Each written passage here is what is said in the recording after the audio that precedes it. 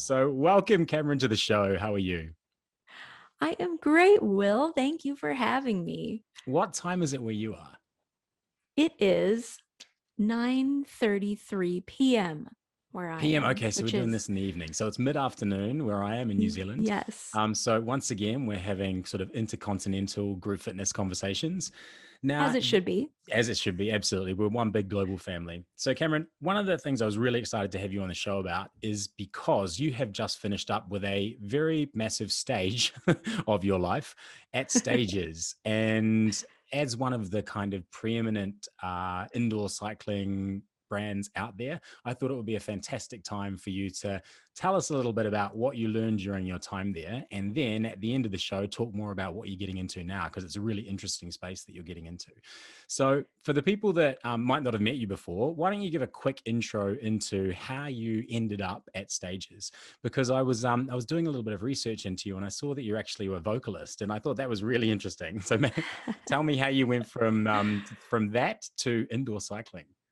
Oh my goodness. How I'm much sure, time we right? got? Yeah, I was about to Um, say. yes. Well, so like many people in group exercise, I had my beginnings in the performing arts. Hmm.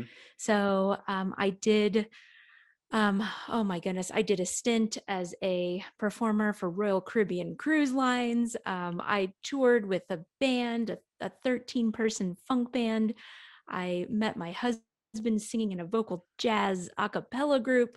That was definitely the majority of my time in my 20s. Hmm. And I majored in opera performance of I all saw the that things that too. you might need at some point in your life to list on your CV.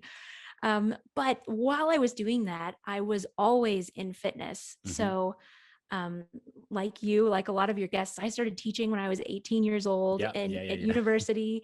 It was one of those deals where I took a fitness class and went, oh, I can do that. And a bunch of my performing arts friends did the same. And then as soon as I started teaching, I knew that that was something I was probably going to continue doing for, Hmm. you know, the vast majority of my life in some way, shape, or form. But I really didn't think it was going to be a career move at that point in time. I thought I was going to be a rock star. Yeah. So, Not so an I did opera the singer. rock So you star studied thing. opera, but you didn't plan to be an opera singer. No, and that was just, that's kind of the conservatory method when you go to school. Right. Your choices are like Broadway musical theater, opera, and I went to a school that had a very strong vocal jazz program, and that Hmm. was why I chose to go there. And as it turns out, you have to major in the more legit practices of opera Okay. performance.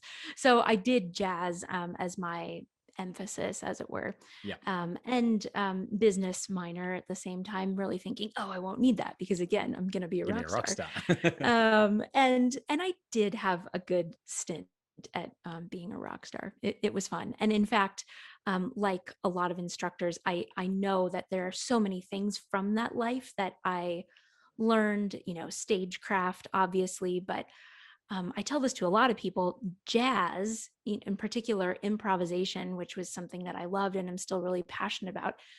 Improv teaches you to be really fast on your feet. In Hmm. fact, you're thinking ahead 2 beats, 4 beats, eight beats ahead of everybody else and thinking of what might happen. And I really do feel that that skill, not just in performing, but in life and in business, is hugely important because sometimes Yeah, you for get put, sure. under fire, under pressure, and knowing how to perform in that and know that it's just as our friend Shannon would say, it's yes, and you Yes, add to that. quite. As You regular know, listeners to the podcast will remember, this is the year of and. it's the year of and, but that's improv, Yeah, and so 100%. that really that was huge.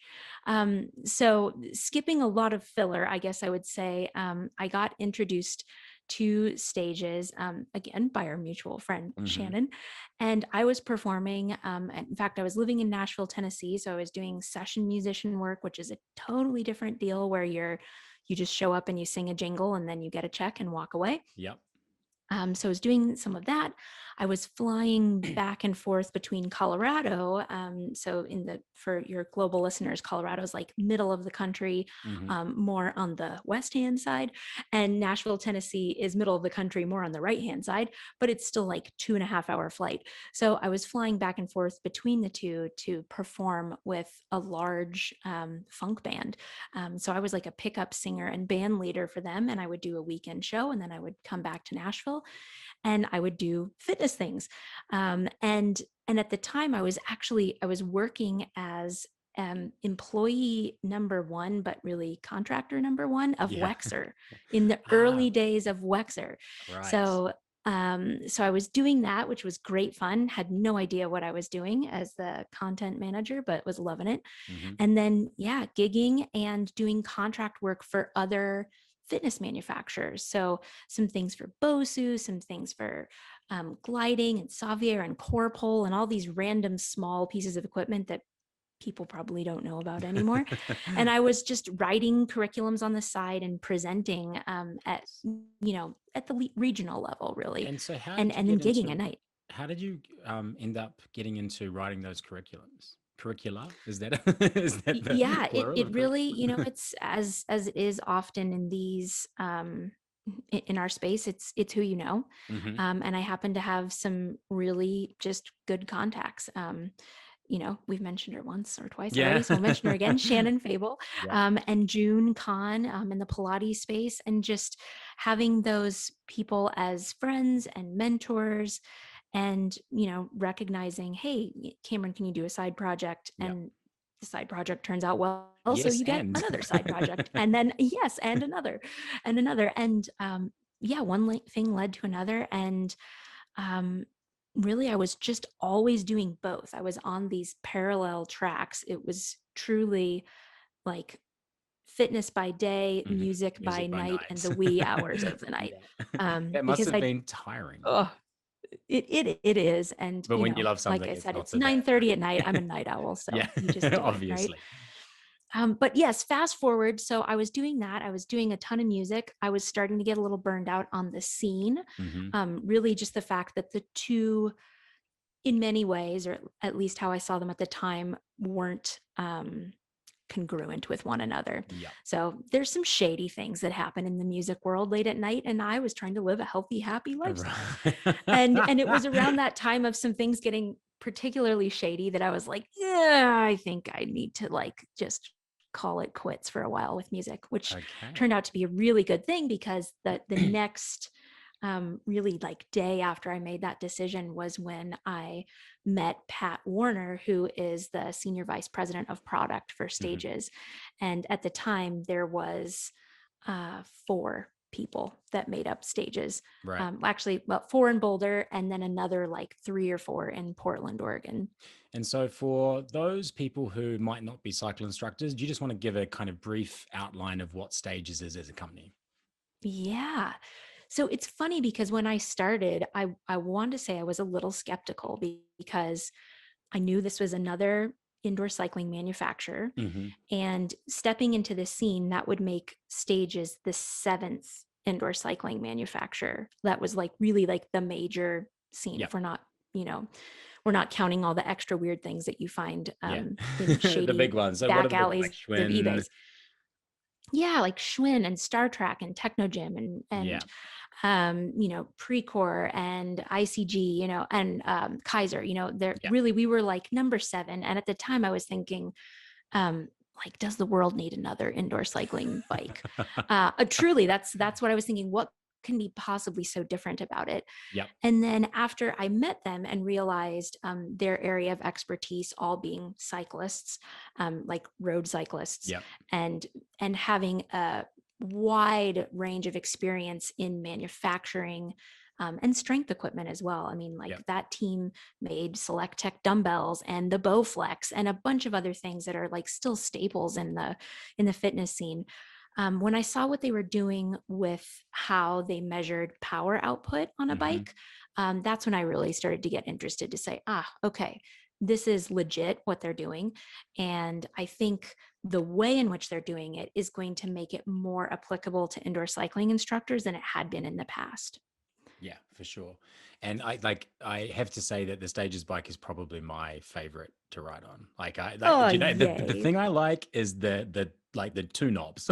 You've got the hand, like what do you call them? What's the technical term for them? You have the Yes. So we have like the dial and the regular switch. traditional resistance dial, and Yep, then we have the sprint shift. exactly. So, and the sprint shift being macro adjustment. So, Yep. for those of you that have an indoor cycling bike and you're doing, say, like a Tabata workout, you know that in order to go on for those 20 seconds, it's dial, dial, dial, dial, dial to the Mm. right.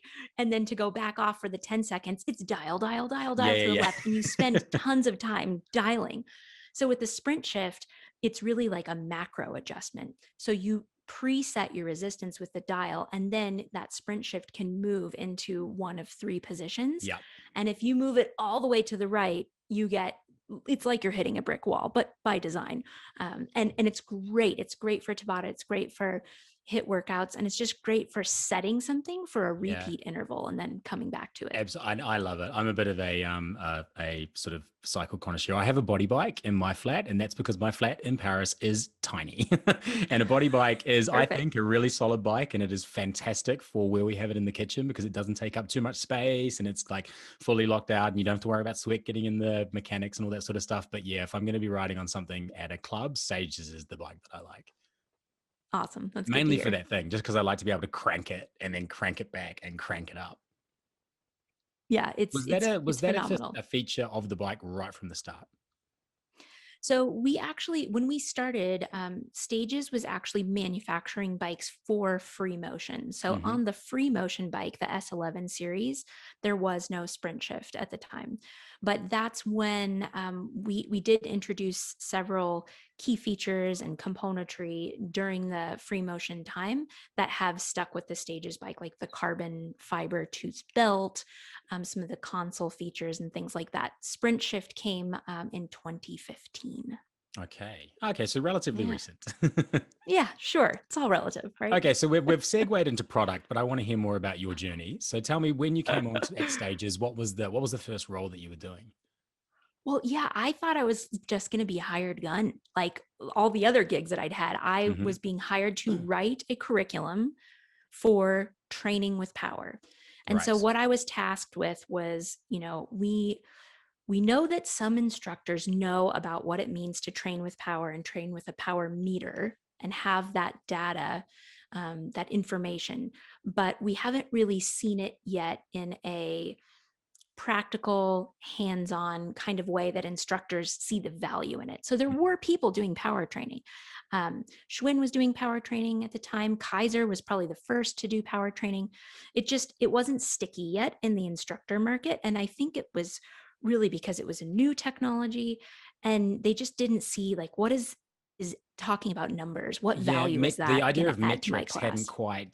quite taken off, right? Like I feel like now we No. measure everything, and with Apple Watches and Fitbits and Om rings and all these sorts of stuff, like we are getting to the point where, and I just do it with my iPhone, like I flip it up and see how many steps I've done every day just to make sure that I'm doing it. Haven't quite made the jump to Apple Watch yet, but I I know, think that me might be neither. coming. I'm not a big sort of wearing of any type of jewelry or adornments person, and so that's a step I just can't take. But anyway, I digress. We're so used to measuring everything we do now, but but at that point, sort of, 4 or 5 years ago, maybe a little bit longer, This people was weren't, 2011.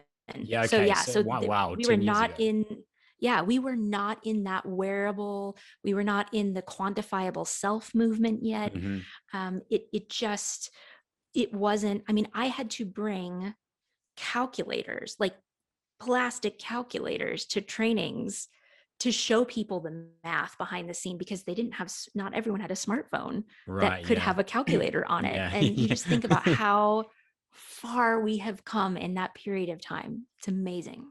For sure. And I think it's probably more unusual to get on a bike that doesn't have some kind of metrics and power output meter than it is to find one. Whereas, so that's a complete flip, right? Because I think 10 years ago it would have been the reverse. It would have been quite unlikely unless you were training on a Kaiser at a place that specifically did that type of training in the UK for sure. Like Kaiser was the one that had Mhm. the metrics before anybody else did. Yeah. And you'd be lucky to have cadence. That was Mm, probably the first metric that was shown, was cadence and time. And then you were lucky to have that. But now even customers that Stages has that I would say don't call themselves like metrics junkies, like let's say it's a rhythm type of cycling, even those customers will often get the power meter yep. and not the console or the head unit, because they want to get post ride emails Yep. sent to their customers that say how many calories they burned, what that equivalent was in cheeseburgers, or whatever customized email they want to send out. That's pretty standardized across most boutiques and Yeah. big operators now. And I have to say I'm a convert on this part. So I don't like, I prefer, so if we take like cycling, we're going to talk more about this later, but we split it into kind of two broader categories, which is performance and rhythm, let's say, or sort of, Mm-hmm. so performance as in cycling performance and output, etc., and rhythm. I don't like performance because when I go to a performance class, I kill myself and I can't walk for the following day because I'm very, very competitive. And sometimes in a cycle studio, because I like, it's my time to like do group fitness for me. I just like to lose myself in the music and go to a studio that has, like a Soulcycle kind of vibe, or One Rebel if you're in the UK. And so I didn't get the power meter with my body bike, and I really regret it because now I just want to know how many calories I burn sometimes, even if I'm just putting on my playlist and not actually actively trying to hit a certain target. I do like having that information at the end of it because I'm just so used to it in every other facet of my life. And flip side to that, as an instructor, if you teach a lot of classes a week, the power meter is it's your key to not overdoing it when you get excited. Right. So you're in Yeah, the moment, totally. you've got a pumped up class, and you look down and you can see that your average wattage is, let's say, like 20 watts higher than normal. Ooh, I have to teach tomorrow. Yeah, I need to yeah. I'm going back to it be off. It's blowing out by the end of this it's class. such a good honesty meter for both sides of that. Honesty in that, oh, you're sandbagging, you need to go harder, and honesty in, ooh, this is too much. And even though I feel like $1,000,000 right now, I've got a stacked week and I need to save it. Yeah, for It's a sure. great tool for both those purposes. So you're at Stages, you are focusing on how to bring this type of understanding into the cycling instructor market. Where to from there? Just like tell me about some of Yeah. the kind of trainings and the products that you were working with. Oh my gosh, we've done so many fun things. So let's see. I was a contractor for about a year and like 3 months. Hmm. Then I got hired on full time to run the education department.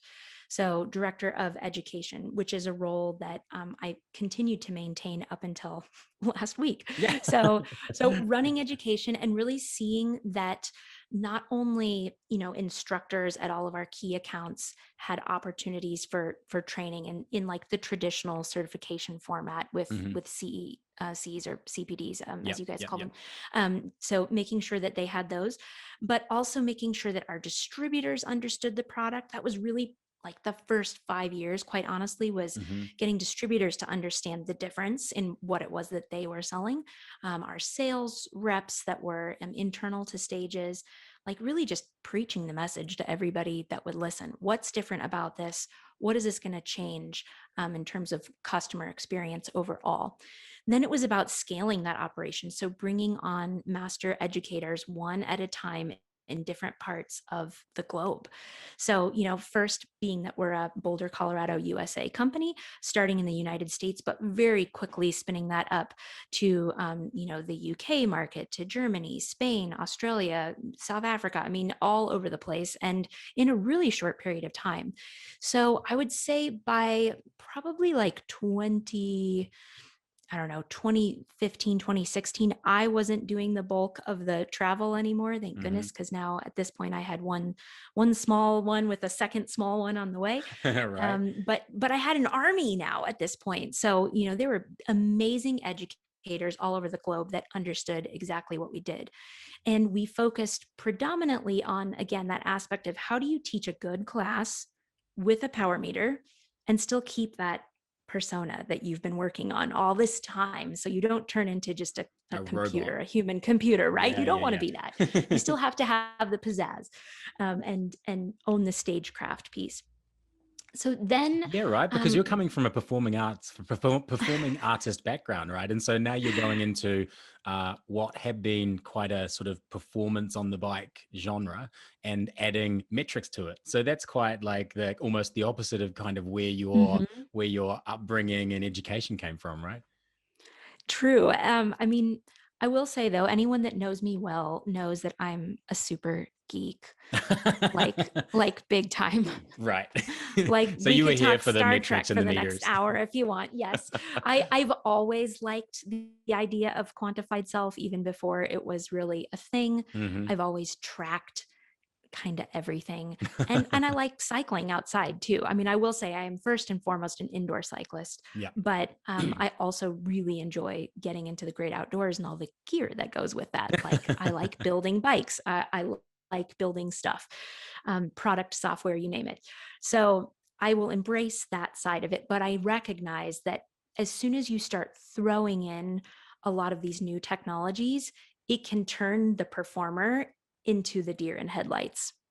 Totally. And So, this is something that I think is so cycling instructors are going to be lapping this up, I'm sure, but there's other instructors out there who maybe don't teach a cycle format that will completely understand this particular element because they have been thrown into teaching online, thrown into teaching virtually, and they are suddenly oh at that man, point where they're trying to manage a new technology and still deliver the same type of teaching performance off the bike that they were doing beforehand. And it's tough, right? Like it's like it's trying to so train your hard. brain to think about something new whilst also holding on to the charisma that you had in doing the classes that you taught before. And I'm pretty convinced that those two halves of your brain can't fully engage at the same time. Yeah. They have I to, think you might be like right. in this day and age they have to. I mean, it's so funny, like back in 2006 I was teaching this like technology 101 workshop on the conference circuit and Mhm. nobody cared. I mean, I would be there to like five people. What They'd were be like, what were the topics? oh my gosh, it was like, this is signal flow, this is the difference between distortion Oh, so it was like and audio. oh, totally, it was like audio nerding out, but it was the Ah. stuff that if you didn't have someone or you didn't have a good rack set up at Mm, your club, you should know that stuff so you can fix it on the fly and not have your class, you know, tank because of it. But no one really cared. But then come back, full circle. Now it's like, I mean, everyone realizes, oh, I have to know this stuff. yeah, yeah, But yeah. I will say it's hard as a performer when you're in show mode and you're Hmm. like tunnel vision, really focused. Even myself, I find that I can't troubleshoot the way that I can when I'm the back of house person. Yeah, So when I get to wear the black shirt and I get to be like stage manager, yeah. I can troubleshoot anything. But tell me that it's time for sequence and performance, and like I forget. It's You crazy. get that.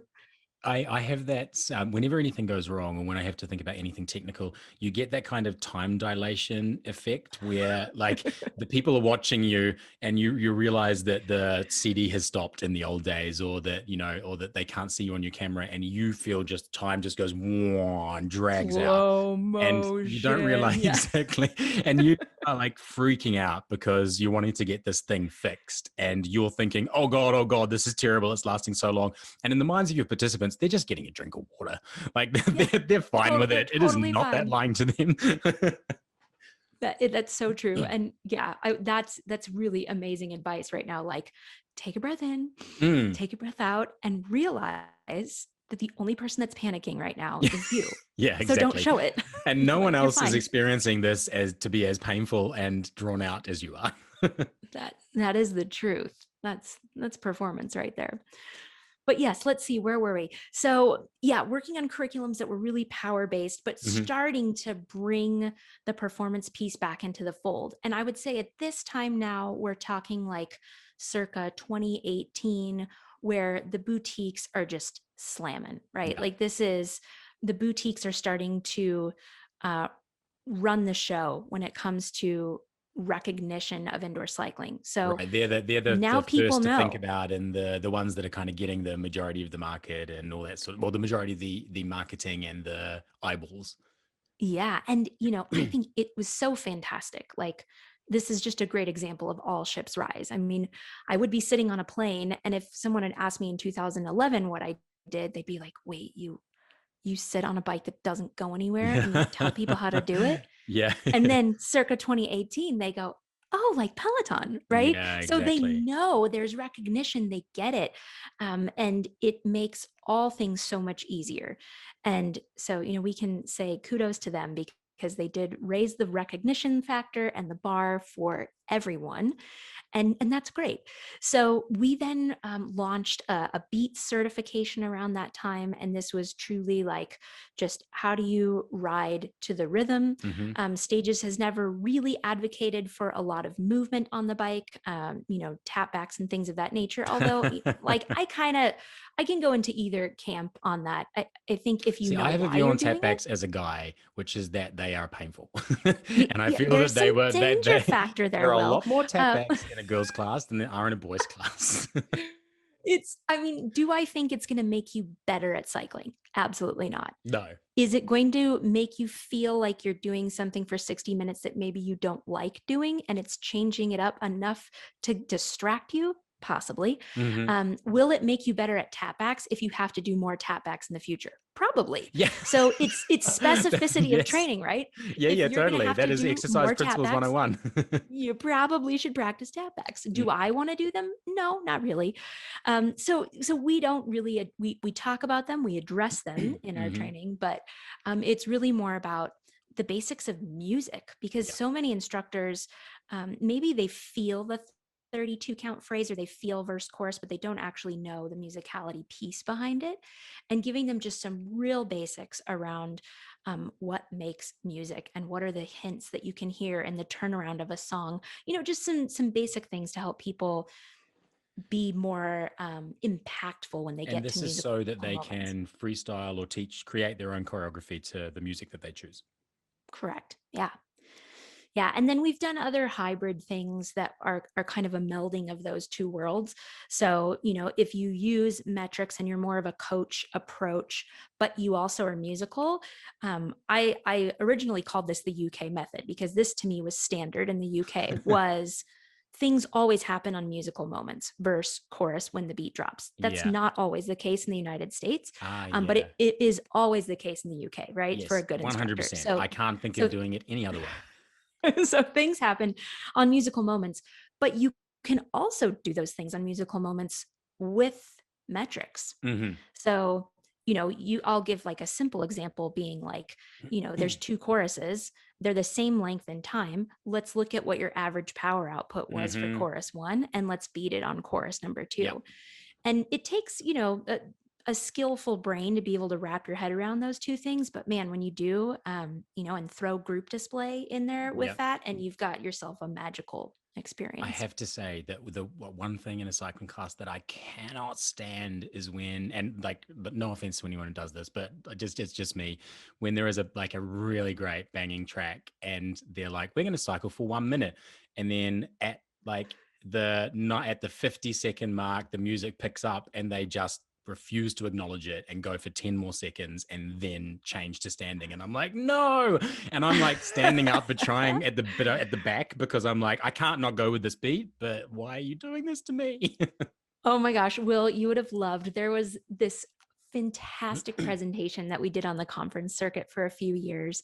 That was it was effectively like the duality of like the power coach person that doesn't hear any music at all, and then the party princess that has no purpose to her class. Yeah. And two of our master educators would actually like fight on stage and we wouldn't tell anybody.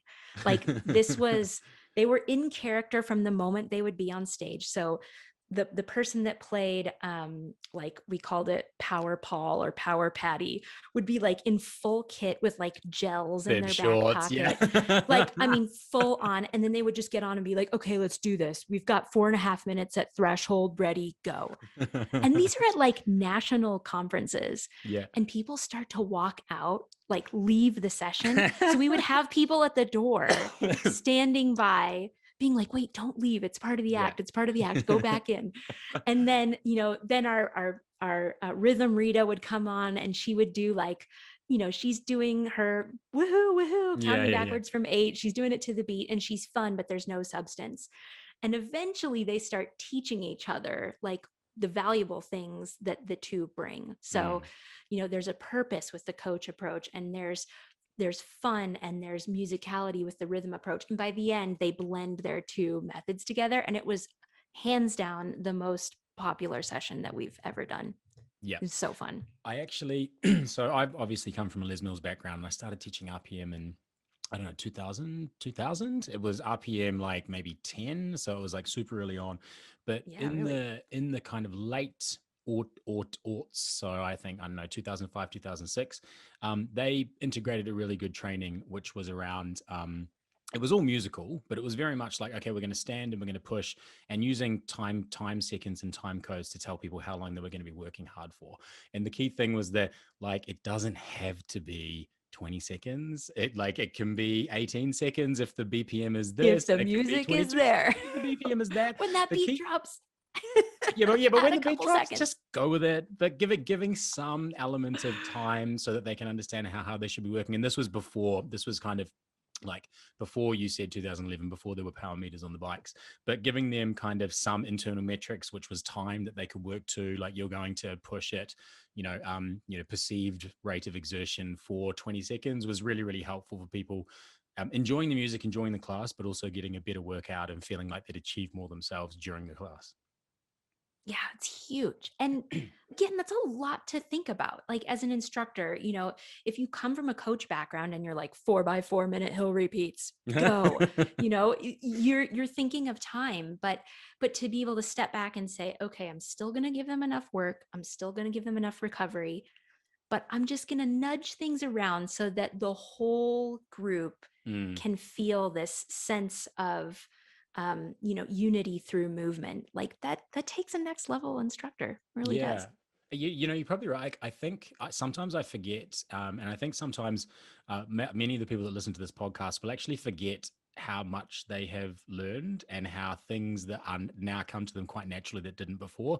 And conversely, people that are coming new into teaching probably see some of the things that other instructors do and just think, how do they manage to like do all of that at the same time and not skip a beat? But sometimes we need to give ourselves more credit for the stuff that we've learned along the way, right? It's bananas. I mean, think about it. Like, one, you're not afraid of public speaking. Yeah. Okay, so you've already taken out most of the population.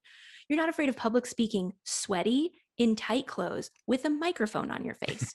That's Yeah. like four things. You're talking exercise. You're leading a class, which would be like a lecture, like a college professor's lecture. Mm. You're doing it while you can't breathe, Yeah. and you're being creative, and you're reinventing yourself over and over again, and you have a nice outfit, and you bought new music and new shoes. I mean, the scope of what the job entails Yeah. is I have never thought of it crazy. like that, but that's It's so true. crazy.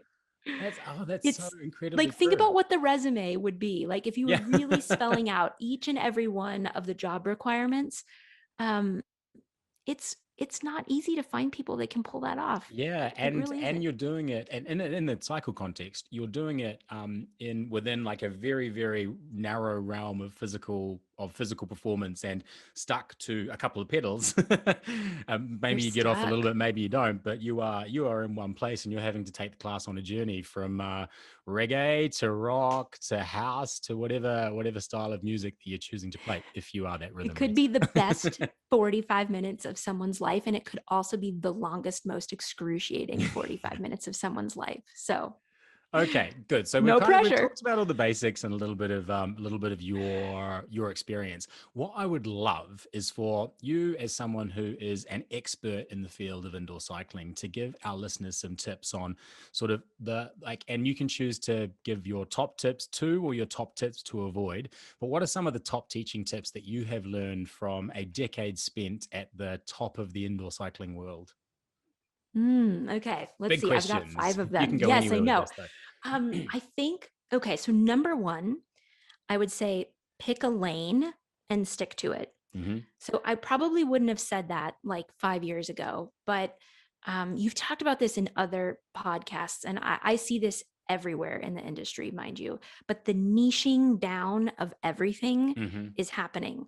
So what used to just be blanket indoor cycling then turned into freestyle and pre choreographed. Yep. And now amongst those, you've got all these varied niches, and we've talked about some of them. You're going to be a coach and you're going to teach with the power meter. You're going to be more informational in your delivery. Or maybe you're going to be a rhythm instructor and you're going to teach to the beat. It's going to be verse chorus.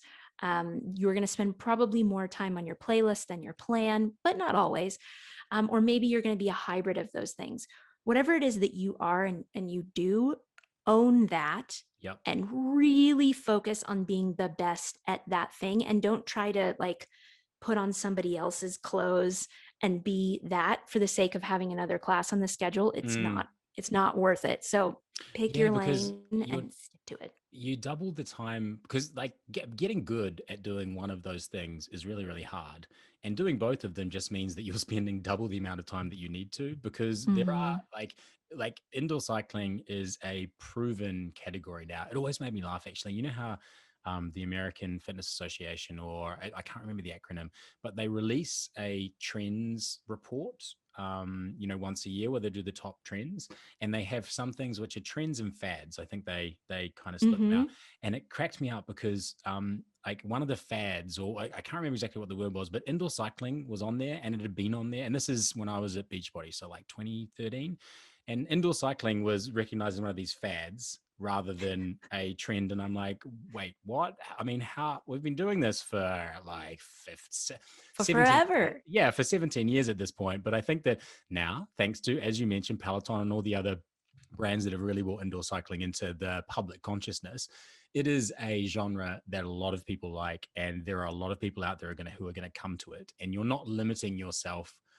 in the number of people you can attract by niching down to a specific type of cycle, because there are just people out there that you will be able to find and that will come to you because they like what you are doing.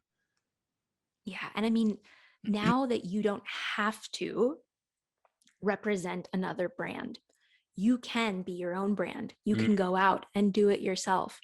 So you can go as niche as you want to. So if it is like every class you are dressed in drag and that is your shtick, do I it, would go to because that that's class.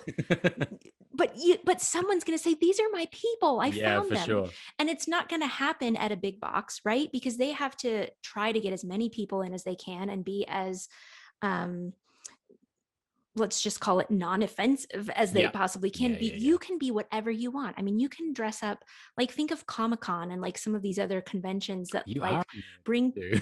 a total nerd, right? We'll I talk told about you. all the Comic Cons after the podcast.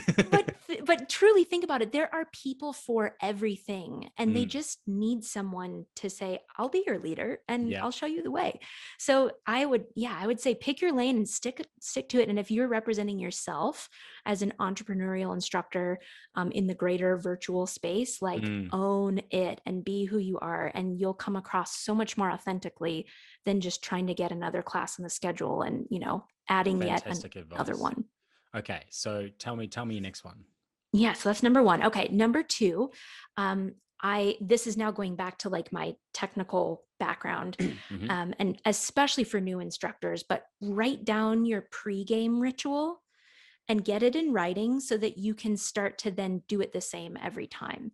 And so pregame ritual, especially when you've got a lot of tech involved, there's a lot of things you need to check before class starts. So all the things that no one tells you about as a new instructor, but you should know, like phone and do not disturb mode, screen on, full display at all times so that it doesn't go dark on you. Just some of those little basics, like doing your bike fit before anyone gets there, checking volumes on all devices, like know that pregame ritual and write it down, and then do it the same every single time. Do it in the same order. I fail on this one because I'm one of those terrible instructors who can teach in the same studio every week, and I never remember what my bike is set to. I'm like, is it 12? It's Is it because you're in 13? Am I performance feeling mode. tall You've already today? Am I forgotten. feeling short today? I don't know. But every Yeah, but time I'm it's like, how do I not know what my bike settings are? I'm here every week. different shoes, you never know. I mean, I think it's kind of like the airline stewards and stewardesses, like they do their spiel exactly the same every time. not just for them, but for you, Yeah. because you're likely to remember, hopefully, pieces of it for the frequent flyers because you've heard it the same every time. Yep. So for your own self, think of it as a pre-flight checklist Mm. where you're doing it the same and you're less likely to run into problems with music, audio, video, Wi-Fi, whatever, any of the new technologies that you need to be responsible for. Get that checklist and get it going, and then share it with brand new instructors because they need it. Yeah, 100%. So next up, how many are we doing, by the Next way? up, I'll give we're you the gonna do count. 5. Oh, we're going to do, Let's do 5. yes, I love 5. Nice round Five's a number, good just like a number. hand. It's good. Okay, so number 3. Yes, yes. Number 3, and this is going back to like the beginning of stages, and what I have always felt is the key to a good class, and that is that every class should have a goal of Mhm. some kind, and that goal should be stated at the beginning. Yeah. So it doesn't need to be anything earth shattering. I mean, some people get real crazy and it's about like, increasing threshold for every 4-minute repeat or whatever. It could be that, but it could be something as simple as by the time we hit the last working track, you're taking your last sip of water. Can you do it? And do it in the form of a question is Mm. generally my preference. Because when you ask people, can you do X, Y, and Z by end of class or by mid class, it causes them to think about whether or not they can. Yep. And it gives them some marker of success. Yep. Like, okay, here's what success looks like today. And if they don't do it, that's fine because you're going to give them more shots in the days and weeks to come. But it just makes it feel more like you've thought it out rather than, I just threw on a playlist and I'm just faking it because I'm that good. And I also There's like, no more faking it. yeah, I agree. And I also like my personal fave, and this may be a preference thing, but I think whenever I hear an instructor do this, I feel that they are really prepared and they know what they're doing, which is if they're doing it like section by section or track by track, they kind of give a race profile of what you're going to be seeing within that song or that track or that section of the class. And then when they stick to it and you get to that, I feel that there's a real professionality and you're being taken on a journey in a way that I find quite satisfying as a participant. Because nowadays I'm much more of a participant in indoor cycling than I am a teacher. And I recognize these things in other people, and that having a plan from start to finish and their mini plans within the class is something that I really appreciate. Oh, likewise. I mean, I love knowing when the hardest point in class is going to be. Mm-hmm. So if someone tells me the hardest moment in this class is going to be from 9:25 to 9:30, then I know, okay, I'm not feeling it today, but from 9:25 to 9:30, I'm going to crush it Yeah. because they told me that's the hardest part of class. It helps alleviate some of that like pre-workout anxiety that participants have that instructors forget about. Like Mm-hmm. people are stressing out coming into your class, especially cycling. It's, as we've said for a long time at Stages, it's the dark, scary boom boom room. And if you've never walked in there, all you hear is loud music in the dark and people walk out looking like drowned rats. And that's really intimidating. It's scary. So you've got to alleviate some of that, especially for the person that took that brave first step to walk into the room saying, okay, I can do this. Now you have to hold their hand and you have to do it in a way that doesn't make them feel ostracized from the group. 100%. So information like that is really valuable. So they can say, okay, I got this. As someone that used to enjoy a night out and spend, well, obviously none of us get that anymore, but as someone that used to enjoy a night out, that element of indoor cycling is actually my favorite. Going into a dark room, hearing loud music and leaving sweaty and tired reminds me of what I used to do on the weekends when I was young. Yes. But you're a performer and you're a fitness person. And like, think about the people that think, and again, this is something I think Peloton has done such an amazing job with Mm-hmm. because you're in the context of your home, right? So there's less fear. But thinking that you have to be fit in order to do indoor cycling is probably the number one like misnomer that Yeah. I hear about indoor cycling. Oh, I can't do it because you already have to be fit to do that. And Yeah, that's it's so not interesting, true. isn't Like it? that's the place you should begin your cardiovascular fitness journey because it's low impact. You're the boss. You don't Yeah, have to you're in do complete control of choreography. how hard You you're working, totally how you're own sitting or this. standing.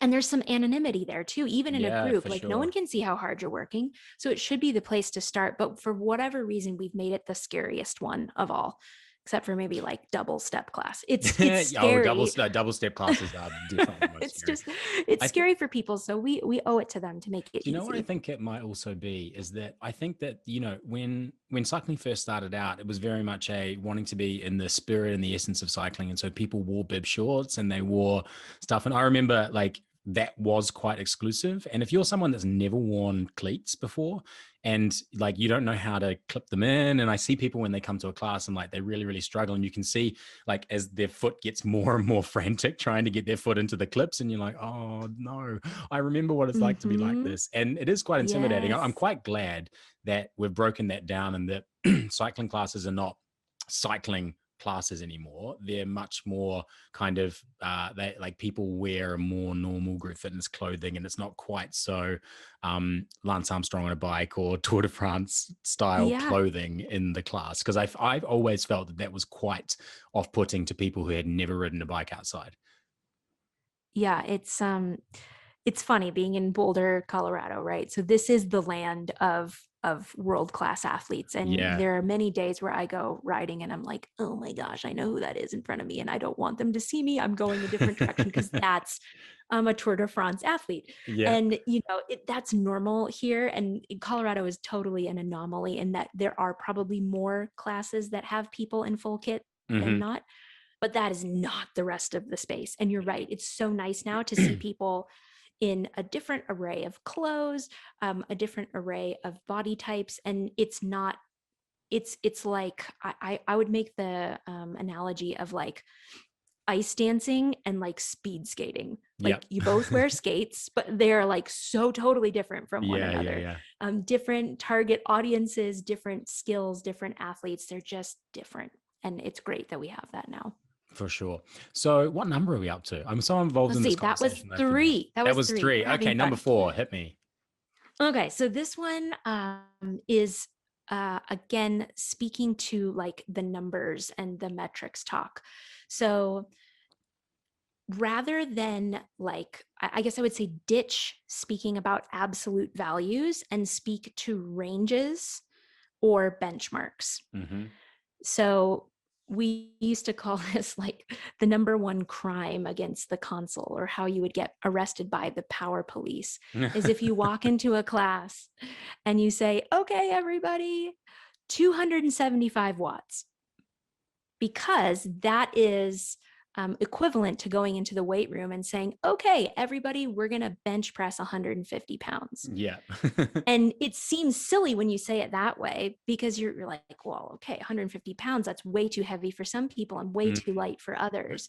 But it happens with power all the time, where people just speak to these very specific metrics that they can do, and they think that it will apply to the group. Yeah. And it drives me bonkers because that's not how it works. And there's, power to weight ratio and all these other factors that you need to consider. But I would take that and extend it out to other metrics too. So, cadence, you can get specific on that if you know what you're doing. If it's to the beat of the music, it's to the Hmm. beat of the music. But when you're talking about resistance and things like that, it's got to be either a really, really wide range, or better than a range. Just say, okay, on that last 1 minute effort, I want you to, remember what you did for Yeah. output, and you're going to try to beat that by, and then name your amount. Yeah. And that way, everybody is on the same playing field. They don't feel left out, or they don't feel like you're telling them something that doesn't apply to them. Yeah, for sure. Because I guess there's no way to feel more left out or demotivated than by being given a value that you just completely can't get anywhere close to. That's so true. And I've heard it in treadmill classes too, where like the instructor will yell out a speed that she's running at. And I'm like, girl, like, no, I'm not even, going to start there. Please don't tell me that. But if she had said, I want you to increase your speed by 0.2 or Mm, 0.4, then it wouldn't have mattered where I started versus where she started. yeah, absolutely. Okay, so number five. Yes, let's see. I think this one, I'm kind of pivoting more towards today's world, knowing how many people are teaching on camera, Hmm. but it works in the group space too. I really believe that your face should hurt more than your legs, because it means you were smiling the whole time. So if you have that feeling in your cheeks of like they're a little bit numb, it means you were smiling the whole class, because even a second or two of like, I'll call it momentary bitch face, like just a second of Yeah. faking face, I, right? I I am quite guilty of that. I mean, It's no, but it's really weird because you can get away with it in a class, but on camera, just a 2 or 3 seconds of your thinking face yeah. looks terrible. It doesn't look like you know what's going on. It doesn't look like you're owning the space. So as people are teaching more and more to camera, I'm like, okay, you're staring at that little circle, which you don't want to stare at, but you're going to stare at it, and your Hmm. face is going to hurt because you're smiling in some way, shape, or form the entire time. Yeah. And it makes you feel like when you watch it from the other side as an audience member, it's just so engaging. It feels like that person has their arms wrapped around you. It's just a totally different experience. Yeah, when I film for any of our shift workouts, I do get to the end of a workout and then the end of a day, and my face is just aching because I do have bitch face, and so I don't smile that much when I'm just sitting by myself. And so I'm not I don't think I train myself to do it particularly. Like I think I've been doing enough camera work for now that I know I've seen myself on camera not smiling and been like, whoa, who like Never doing what that did they do again. to Will? And so I know that I need to smile, and so I kind of do it automatically. But I think that the more at the early stage of your career, and for people that, as you said, are not used to teaching on camera and are now having to do that as sort of a rule rather than something that they would have done just for an assessment or the odd piece of content. Yeah, it is. It's you need to train yourself. And the good thing is just like anything, if you train yourself to do it, you eventually stop having to think about it because it becomes a habit. Yep. And that habit will serve you so well everywhere else. Like imagine you're just like walking down the street with your like A Yeah. game face on, everyone, you're lighting up a space in front of you and around you. It's really powerful. So Yeah. yeah, your face should hurt more than your legs because you should be faking it if you want to smile that much. Yeah, exactly. Oh, well, I love those 5 tips. So, for anyone that was listening, don't worry about writing those down. We're going to stick them all in the show notes so you can have them. Now, before we get on to talking about your new venture, which I really want to hear about, I'm going to throw you on the spot and say, what do you think are the top cycling brands of the moment or the last 10 years? Because there was a moment when Soulcycle was like right up there and everybody was talking about it, right? And then I feel like Peloton just went and knocked them right off the top spot. And since the last, especially since we've gone super digital, Peloton has just been all anyone's talked about. But there's obviously been a number of cycling formats, a number of cycling brands. In your opinion, who has really nailed it, or who are the brands that you think have really done the best? And this doesn't have to be right now. It can also be kind of looking Mm-hmm. retrospectively at who made real impact and who made real changes. I'm curious to know what you think. Oh man. Well, I mean, Big I question. did, yeah, a Can't say loaded stages. question at that. Um, I would say, I mean, as I mentioned earlier, like all ships rose with Peloton and Soulcycle, Hmm. right? It brought the presence of those brands into everyday people's homes that had no idea that most of us had been riding bikes that didn't go anywhere since the early 90s. Exactly. So now they knew about it and there was Hmm. awareness of it. And it's opened it up to a lot of other players. I will say that anyone that teaches something that is repeatable, that the user can try again and again to see if they're getting better, Hmm. that's not going away. Right. So obviously, like, you know, RPM, so body pump, I should say, Les Mills body pump Hmm. has been huge here in the United States for a very long time. RPM, not quite so much. It's just freestyle was a bigger thing here. But Yeah. what I loved about that format was that I could tell someone, hey, we're going to do release, 54 again next week. Hmm. And they have a frame of reference and something that they could go back to, especially if they're tracking stuff, Yeah. and see whether or not they did better. So I think what those formats prove to us all is that while instructors might be getting bored and hence reinventing themselves every class, which by the Yeah. way, no one really likes, instructors, or rather your participants, just want to know that they got a little bit better. Hmm. So like with on demand, anyone that's doing on demand, like people are playing the same workouts. Yeah. Like, yes, Peloton has thousands and thousands of options, but that save this workout feature is really valuable. And people go back and they Mhm. listen to the same thing. And it might be the instructions, it might be the music. But the folks that I would say in large that are doing it really well are not necessarily focusing on as much volume of class content as possible, but rather good content that can be repeated and maybe has certain variables twisted or changed in it.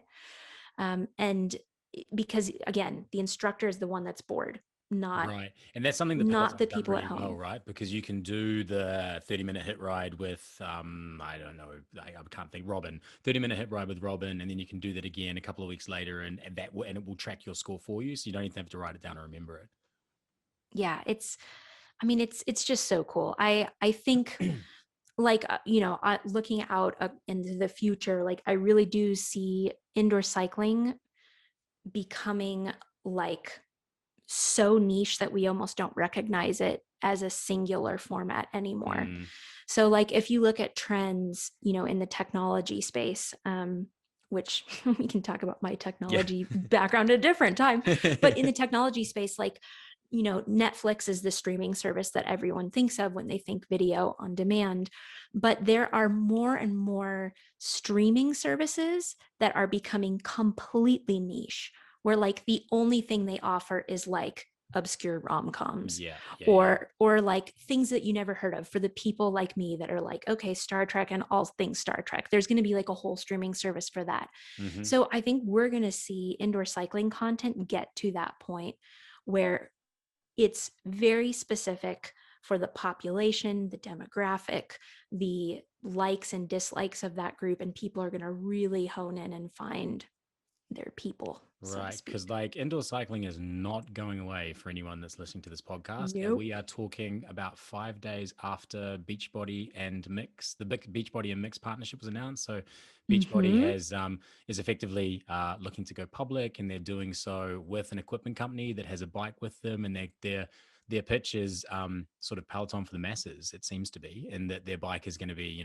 less than half the price, and they're going to be rolling that into the Beachbody ecosystem, which already has sort of 3 million users in the US, Yeah. and has always and has been, a staple of people who weren't really comfortable in the gym and felt more comfortable working out at home for a long time. So Mm-hmm. people just keep on entering the space, and I think that the reality is that even if you're listening to this and you think my participants don't have a bike at home, that is gradually changing, and I think that that a stationary cycle at home is something that more and more people will be investing in, because as you said, like, it doesn't take up too much space, it can be used by everybody, it's low impact, and as people who are fit and want to stay active get older and they have families and they need Mm-hmm. something that is bang for buck, they can get in and out, and it isn't going to wreck their back or their knees, indoor cycling is the best. And I say that as I'm someone that's loved it forever, but who relies on it more and more for blowing out my cardio, because I can't do 50 tuck jumps in a row. I used to be able to, but that will kill me now. Whereas I can absolutely smash my heart rate on a stationary cycle without any of the pain afterwards.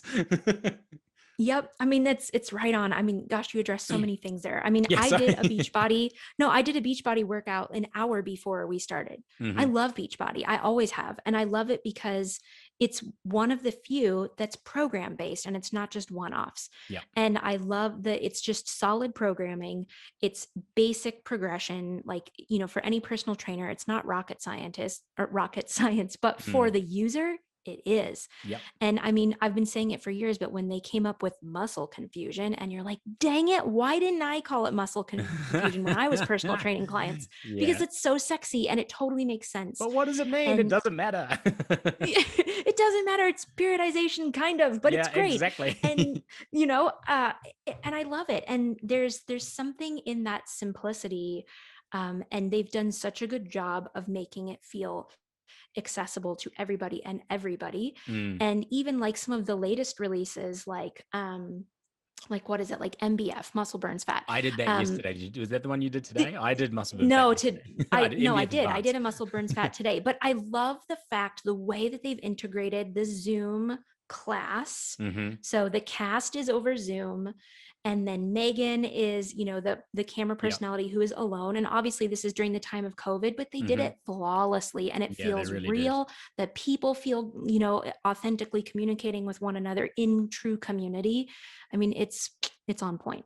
It's really I great. feel like I know that Jeffrey Scott has recently joined them, and I feel that he played a Hmm. big part in that one. He's I someone thought that so I too. yeah, that's what I thought. I It's don't got know for his sure, but name I'm all guessing now. over it. I'm It sure it does. does. It feels like a Jeffrey Scott workout. I'm gonna have to get him on the podcast. Okay, right. So we're running out of time. I don't want to keep you for too much longer, but I really want to hear about your new business. So why don't you take us to? It's quite complicated, but that goes with the whole idea Yes, of being tech. always being a nerd.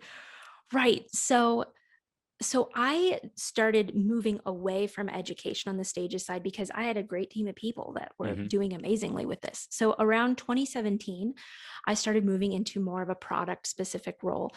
So in our group display technologies and, all things like software having to do with indoor cycling. So, we released a single rider bike, a commercial bike called Solo, that wasn't instructor driven classes. It was really more a gamified experience. Yep. So I got my feet wet building, a software product from scratch with a team of developers, understanding how to run agile, Scrum methodology with teams. I mean, it was like a huge, huge shift for me, but I also realized how much I love it and how Hmm. I really enjoy making something from nothing. So that coupled with just sort of my entrepreneurial way kind of led me to believe that like I was getting close to needing to make a change because like I'd done what I needed to do at Yep. stages. And my people are like good to go. And I'm just going to see them be wildly successful over the next 10 years. So really it's a content play. So I've had, numerous customers talk to me over the last 6 months saying like, we just need help with our own brand of content. Hmm. So really it's them saying, we don't want to lose market share to someone else like a Peloton. We want people to continue to pay their membership or pay for a virtual membership, but have our brand wrapped around them. And we need classes for that. So serve and serve productions and serve technologies are around being able to do that for commercial brands. So let's say you're a big box in the middle of America and you need classes that represent your brand, but you don't know the first thing about training your staff to teach to camera, having it be a quality that your members will pay for, really like the white label or bespoke version of that class content Hmm. creation. So that's one part of the business. Um, the part two of the business, and this is where I get so excited because I do really like purpose-driven organizations. Hmm. I've always had a soft spot for B Corps and those who purpose is baked into their bylaws and their mission statement of their company. So Serve is a B Corp. And so for anyone that books a day of filming with us, we donate a day of filming into unserved markets or underserved markets. So the first markets that we're focusing on in the United States are the Spanish speaking, so American Spanish speaking market, as well as the American Sign Language community, because Oh wow, that's so there's cool. nothing out there right now there's closed captioning, of course, but Yep. it's not your people if they're not speaking your Yep. preferred language. And there's so many other niches that I'm so excited to get into, but those are the two that I see the biggest opening and the biggest area to serve people better. So that's Serve Well. And then the third arm of the company, Serve Technologies, and this is where I'm going to lose all the people because it's super This nerdy. is where it gets Um, complicated.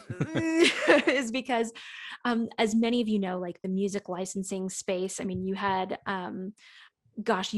numerous people actually talk about Mm. music licensing, but you had Linda on, right, to talk about So we had Denise from sorry, Muscle Denise, sorry, Mixers. Yeah. not Linda. You had Denise from Muscle Mixes on to talk about, just the differences and even understanding that world. Like Yep. most people are just not even knowing what's going on in that space, but knowing they need to do something differently with music. Yep. So Serve Technologies is a middleware. So think software that combines two things that you'll never see. It's just kind of running in the background.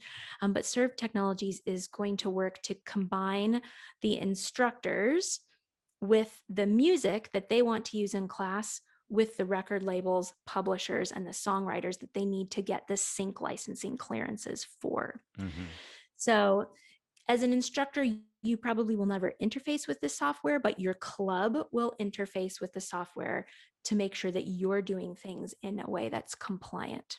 Perfect. So you have, starting in the United States because y'all's yeah, thing in okay, the yeah. UK and Australia, New Zealand. I'm not ready for that yet. Yeah. I feel that there needs to be a massive consolidation play into making everyone's laws the same At because it's some way point. too complicated right now. But and that's the thing, like, and that's everyone I talk to, it's like it's too complicated, it's too litigious, you need too many lawyers, this, that, Mm, and the other. Well, that's the perfect reason to solve this problem yeah. because it's real.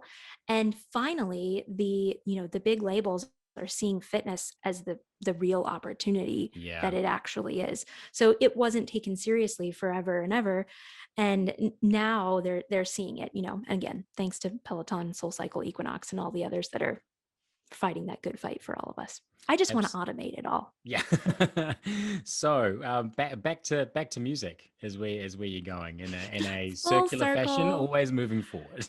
Yes, that's just it. It's combining the things, all the nerdy things that I've learned, all the process things that I've learned, all the scalability things that I've learned with stages, and then bringing it back to like, hey, musicians are just as broke as fitness people Yeah. right now. Like, let's give them Yes, another avenue to earn sync licensing revenue and in a way that they can control. So full absolutely. circle. Awesome. Well, I would end with my number one, with your number one recommendation for instructors, but you've already given us five, so I won't make you go over that again. All that's left to say is thank you so much for joining me on the podcast. When does the new business launch? Is it launched yet or We're here. Yeah. Like truly, it's official. So sweet? So we will I'll link tell out you to that guys, in the yeah, by in the the show time you notes. have your by the time this goes live, they will Hmm. have goodies on the website. Perfect. Well, thank you so much for joining me. And I'm sure that we will talk again because you have a lot of fun stuff that you have on your plate. And I can't There's wait to always see how fun. 2021 turns out for you. Cameron, thank you so much for Uh, joining me. thanks so much, Will. It's a pleasure.